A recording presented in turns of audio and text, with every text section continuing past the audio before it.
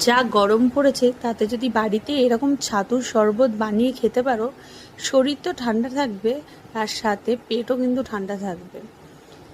বাড়িতে প্রথমে যদি বাড়িতে ছাতু থাকে এরকমভাবে ছাতু নিয়ে নেবে, দিয়ে তার মধ্যে বিট লবণ অ্যাড করে দেবে। বিট লবণের সাথে ছোট ছোট করে পেঁয়াজ কুচি, লঙ্কা কুচি অ্যাড করে দেবে। ফ্রিজে ঠান্ডা জল থাকলে সেই ঠান্ডা জল দেবে আর এরমভাবে ঘুলাতে থাকবে যাতে জমাট বেঁধে না যায়। আর সাথে পাতি লেবু চিপে দেবে। দিয়ে তার মধ্যে আমি বাড়িতে তৈরি করা কিছু চাট মশলা তৈরি করেছিলাম, সেটা অ্যাড করে দিলাম। দিয়ে ভালো করে ঘুলালেই রেডি ছাতুর শরবত। আর যখন সার্ভ করবে কয়েক টিউব আইস দিয়ে দেবে, ব্যাস। যা খেতে হবে, কেনা শরবতকেও হার মানাবে। বিহারে এই শরবত খুব ফেমাস, আমাদের এখানেও যা গরম পড়েছে